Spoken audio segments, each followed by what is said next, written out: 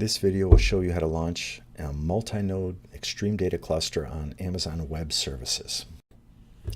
To create an XtremeData cluster, first you need to go to Amazon Marketplace, where we will search for XtremeData. Find that, select it. Next thing you have to do, you can read about our product here and the various instances it runs on.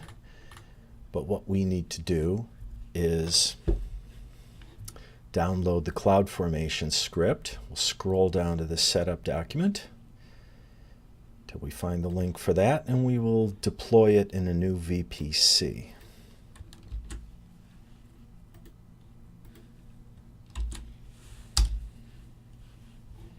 We'll save it. Now we'll go back to Amazon and we'll go to CloudFormation, where we will create a stack using the CloudFormation script that we just downloaded off the net. Next, make sure you scroll down to get to the next button. Create a name for the cluster. I suggest that you number them. Here are the different instances going from top to bottom. Is the weakest to the strongest. We can stick with this default of C3 8XL. Public IPs for both the head and data nodes.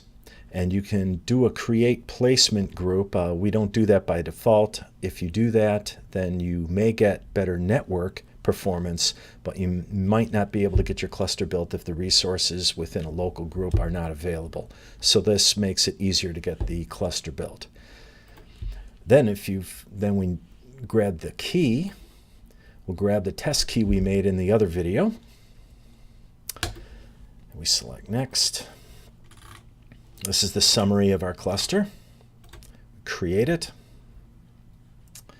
While it's being created in the background, we will verify that our key is running by going into our toolbar and viewing our keys from the PuTTY agent list.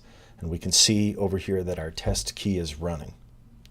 If you haven't done that, go to the video about how to start your remote access keys, and you'll see how to get that done. But you'll need that going so that you can get to the admin GUI later on. Now we will check and see on the status of our cluster being built. Go to EC2, Instances.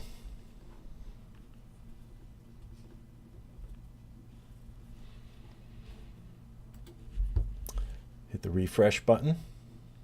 Nothing yet. While that's happening,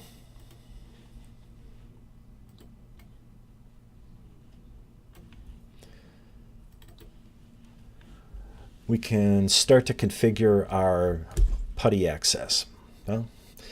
And one of the ways that we do it, I'm going to load up an Amazon setting that I've had saved. And one of the elements is EC2-user is the login. Under SSH authorization, you want to select agent forwarding. And under tunnels, we're going to put 2400 localhost :2400, and we'll add that. Right now, we'll just save that for later when the cluster is up and running. The head node is beginning right now, and we will wait for both nodes to both be running and to pass status checks. Okay, after a few minutes, the cluster has been built. There's a head node and a data node. They both passed the checks. So now we can remote log in. We'll come back up to the top, and what we need to do is select the IP, the public DNS for the head node. And we'll place that up here at the session IP address, port 22. Make sure you have that set.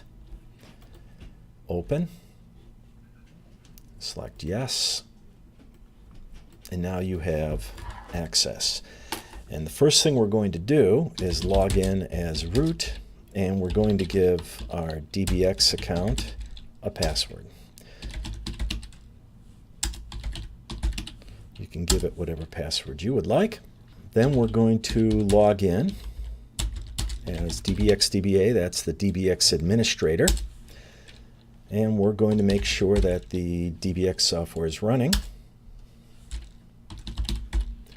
And it is. And you can see there the list of commands that you can do. And what we'll do now is we will run just a quick demo.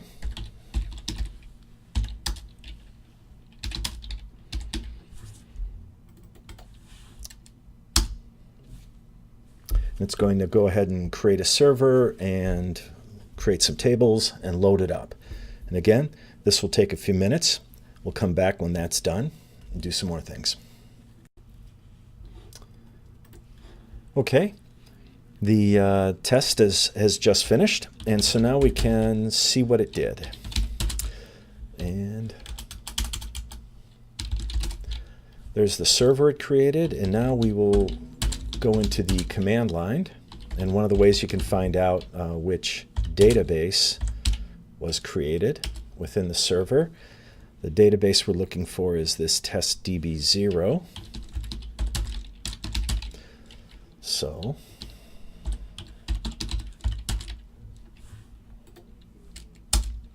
this is the command line, \d. We can see all the tables. We can see what's in each of the tables, what columns, what type they are, and run a very fast query.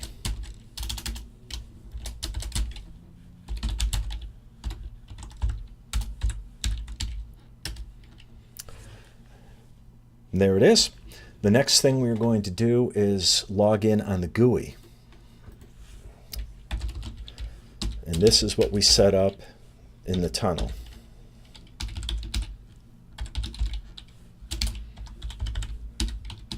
XtremeData. This is the Linux login. This is the password you just used. So here now you are logged into your new cluster. You have to connect to the server. We're not connected yet. You can see the server here. It has 2 physical nodes, and it has a head node on the first one, and then a data node on that first physical node, and then a second data node on the second physical node. So now we will log in. Database name DBX db0, role name DBX. This is not the same as the login name. Password is DBX DBA. We connect. Now we are connected to the database. We go down into databases, connected to the server. Down in databases, we can see the tables, the schema. And there are the tables. And also from here, you can run a query.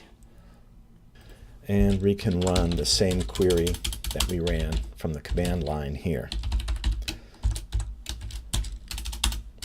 And make.